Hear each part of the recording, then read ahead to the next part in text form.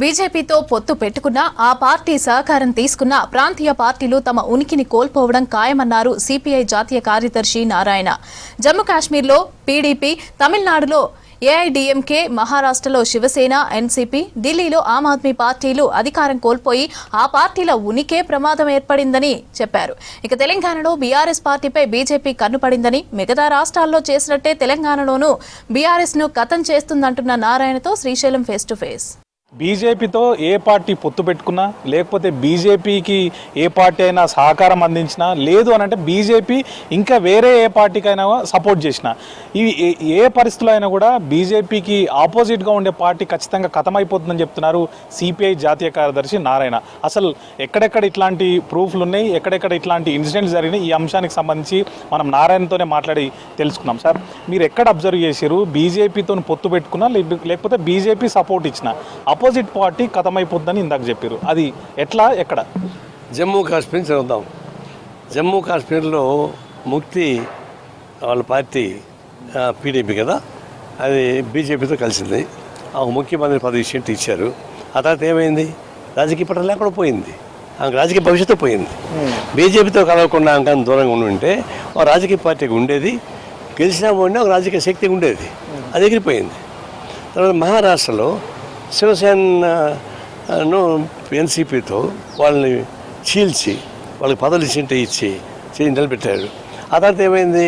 ఇప్పుడు వాళ్ళు బీజేపీలో ప్రముఖ పాత్ర లేదు, ఎన్సీపీలో ప్రముఖ పాత్ర లేదు, శివసేనలో ప్రముఖ పాత్ర లేదు.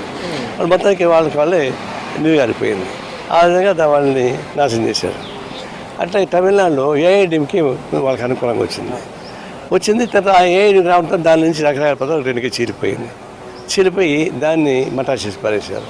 తెలంగాణ ప్రాంతం ఉంది, టీఆర్ఎస్ బీజేపీకి అనుకూలంగా లైన్ తీసుకుంది. అనుకూలంగా ఉండాలి, చివరికి రకరకాల పద్ధతుల్లో రిలేషన్స్ మారినాయి. ఇప్పుడు టీఆర్ఎస్ పార్టీ రెండుగా చీలిపోయింది. అంటే టీఆర్ఎస్ పార్టీ ధ్వంసం అయితే తప్ప బీజేపీకి లాభం ఉండదని వాళ్ళ ఉద్దేశం. ఆ ప్రకారం సిస్టమేటిక్గా దాన్ని ధ్వంసం చేశారు. చివరికి అబ్బా కొడుకు తూగుతమ్మ తగ్గు పెట్టారు, ఆమె వీధికి ఎక్కింది, కొండకి అరుస్తూ ఉంది. ఇప్పుడు టీఆర్ఎస్ పని అయిపోయింది. అట్లాగే రేపు రాబోయే రోజుల్లో కూడా చంద్రబాబు నాయుడు, పవన్ కళ్యాణ్ కూడా అది వాళ్ళ దారిలో ఉన్నారు. వాళ్ళు కూడా నిత్యం కూడా బస్వాసం వస్తుంది. డెఫినెట్గా ముందు పవన్ కళ్యాణ్ పోతాడు, అలా చంద్రబాబు నాయుడు నెలకొకటి ట్రై చేసినా కూడా ఎట్లయినా ఇబ్బందులు ఉంటాయి. అందులో మొత్తం నేను పరిశీలిస్తే చివరికి కేజ్రీవాల్ భారతదేశంలోనే ఇండియా కూటమికి చాలా ప్రాముఖ్యంగా ఉన్నాడు. చిన్న రాష్ట్రమైనా చాలా ప్రాముఖ్యంగా ఉన్నాడు. ఎప్పుడైతే ఆయన జైలుకి పంపించి ఆయన అదరగొట్టిన తర్వాత మళ్ళీ లొంగిపోయి ఇండియా కూటమితో నేను ఉండను, వాళ్ళు ఏంది, నువ్వు ఇండియా కూటమితో ఉండబాకు, నువ్వు బయట ఉండు, మీకు సపోర్ట్ చేస్తా ఉన్నారు, సపోర్ట్ మళ్ళీ జైలుకి పంపిస్తాను. అదే మరి ఒప్పుకున్నాడు, ఇంటి బయటకు పోటీ చేశాడు, బయటపడి అని పట్టించుకునే వెళ్ళారు. ఆ పద్ధతిలో బీజేపీతో ఆకు ముళ్ళు మీద పడినా, ముళ్ళు ఆకు మీద పడినా ఆకే నష్టం. తెలంగాణలో కూడా అదే పరిస్థితి ఉండబోతుందా? ఇప్పుడు మీరు అన్నట్టు కవిత ఇష్యూ మెన్షన్ చేశారు, వాళ్ళు ఎట్లా ఉంటే మరి పార్టీ ఉనికి కాపాడుకుంది, లేకపోతే జరిగేటువంటి పరిస్థితులు ఎట్లా ఉంటాయి? వాళ్ళు మొదటి నుంచి ఇప్పుడు తెలంగాణ ప్రాంతం ఇది వాళ్ళే పార్టీ పెట్టారు, రాష్ట్రం చీలిపోయిన ముఖ్యమంత్రి కేసీఆర్ అయ్యాడు. దేశం ఎక్కడ కానీ ఒక పార్టీ పెట్టి రాష్ట్రం రెండుగా విడగొట్టి దానికి ముఖ్యమంత్రి 2 పర్యాలు ముఖ్యమంత్రి అయింది కేసీఆర్ ఒకడే. అంటే దేశం చాలా గట్టివాడు. అట్లాంటి స్ట్రాంగ్ పొజిషన్ ఉన్నవాడు ఎందుకు ఇట్లా అన్యాయం అయిపోయాడు?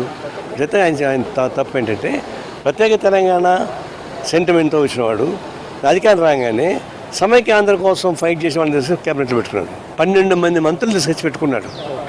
అది తెలంగాణ ప్రజలు ఒప్పుకుంటారా? తెలంగాణ కదా నువ్వు ఫైట్ చేసేవాడివి, నీ క్యాబినెట్లో 12 మందిని పెట్టుకున్న తర్వాత సహజంగా నీ సెంటిమెంట్ పోయింది. ఎప్పుడైతే తెలంగాణ సెంటిమెంట్ పోయిందో, ఎప్పుడు ఎవరు పోగొట్టారు?